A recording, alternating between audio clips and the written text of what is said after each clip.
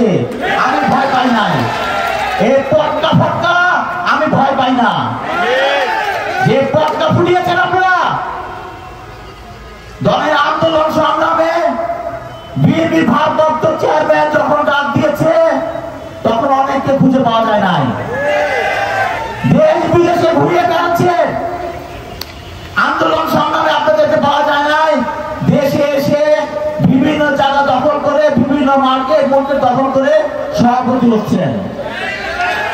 এই ষড়যন্ত্র, এই দলের প্রতি যে ষড়যন্ত্র করেন, দলীয় শৃঙ্খলা পরিপন্থী কাজে আপনার ব্যবস্থা নেওয়া হবে। আপনাদের দলের অন্তর্ভুক্ত থেকে এই শাহালি থানা দোষরদের, আওয়ামী দোষরদের নিয়ে বিভিন্ন জায়গা ঘুরে যাচ্ছেন। আমরা কিন্তু দেখছি তারা কি করছে। এই শাহালি থানা যুব দলের কর্মী সভা আপনারা বন্ধ করতে চাচ্ছেন। এই শাহালি থানা যুব দলের এই যে ভাইরা বসে আছে সকাল থেকে, অসংখ্য ভাইরা বসে আছে, তারা এই পটকা ফটকা গুলি ফুলি কিন্তু ভয় পায় না। দীর্ঘদিন আন্দোলন সংগ্রাম, গত 16 বছর ত্যাগ তিতিক্ষা, নিপীড়ন নির্যাতন সহ্য করে এই আমার ভাইরা রাজপথে ছিল। আমার বিএনপি ভারপ্রাপ্ত চেয়ারম্যান জনাব তারেক রহমানের নির্দেশে এই জুলাই আগস্ট আন্দোলনে ভাইরাই ছিল রাজপথে। সকাল থেকে অনেক বড় বড় মিছিল এসেছে, শত শত নেতা কর্মী এসেছে, শত শত মানুষ এসেছে। এখন যারা বসে আছে এরাই ত্যাগী, এরাই নির্যাতিত।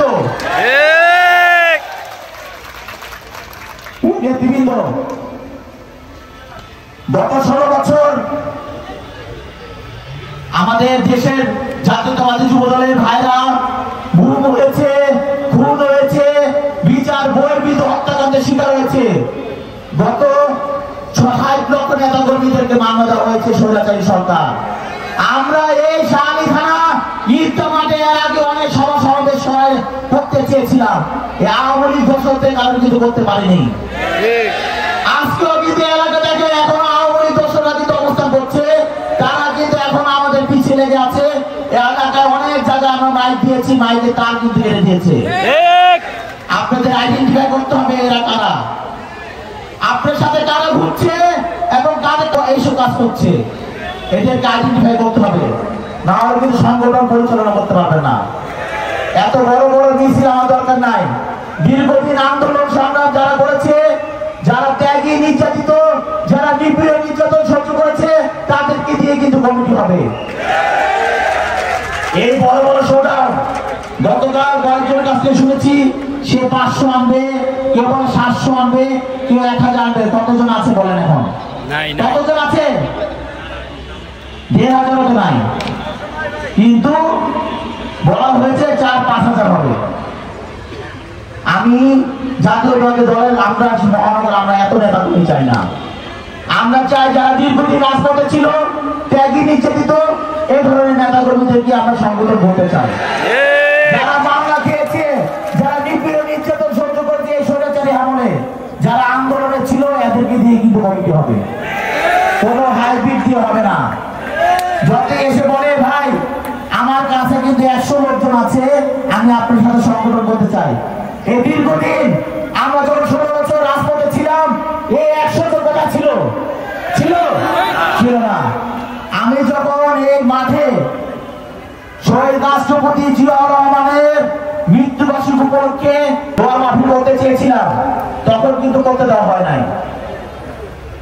এই যে 100 জন 200 জন বলে, এখন এসে বলছে যে আমার কাছে 200-300 আছে, 100 জন আছে, এরা কিন্তু এদেরকে কিন্তু দেখতে পারি নাই। পেয়েছেন? দেখতে পান নাই। তখন কিন্তু এসে বলে না যে ভাই আমরাও থাকবো, আমরাও এই দোয়া মাহফিলে অংশগ্রহণ করবো, করতে পারি নাই। ওই নিখিল এই 14 আসনে অবৈধ ভোটে নির্বাচিত এমপি আওয়ামী লীগের নিখিল কিন্তু করতে দেয় নাই। প্রতিহিংসা প্রতিশোধের রাজনীতি কিন্তু তারা করেছে। আজকে দেখেন নির্বাচন কয়দিন হয়েছে, তার কিন্তু নাই। এই যে এসে দেখেন বোমা ফাটিয়ে যায়, কারেন্টের লাইন, মাইকেল লাইন কেটে দিয়েছে। কোন জায়গায় সমাবেশ কি করবেন, ওই যে ঘুমটি মেরে বসে ইট ফিটে মারবে। এর আগে এক জায়গায় গিয়েছিলাম, রাতের বেলা আসার পথে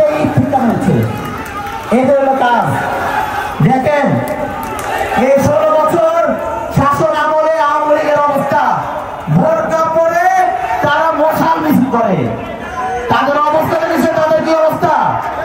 বোরকা পরে বসো বসো বসো।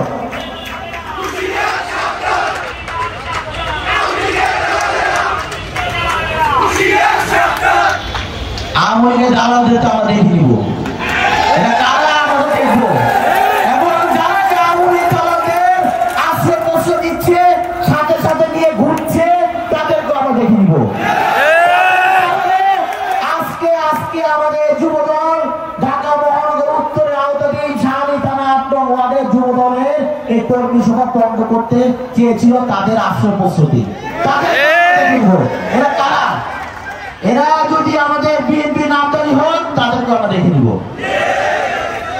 কারণ এই ৮ নং ওয়ার্ড আমাদের ঢাকা মহানগর ৭১টি ওয়ার্ডের বিএনপি ভারপ্রাপ্ত চেয়ারম্যান জনাব তারেক রহমানের নির্দেশে ৭১টি ওয়ার্ডের কর্মী সভা উনি পালন করতে বলেছেন। এটা বিএনপি ভারপ্রাপ্ত চেয়ারম্যানের নির্দেশ ক্রমে এই কর্মী সভা আমরা এই শাহী থানা ৮ নং ওয়ার্ডে পালন করতেছি। যারা এই বন্ধ করতে চেয়েছে, যাদের আশেপাশে দর্শকরা ঘুরে বেড়াচ্ছে, তাদেরকে আমরা দেখে নিব।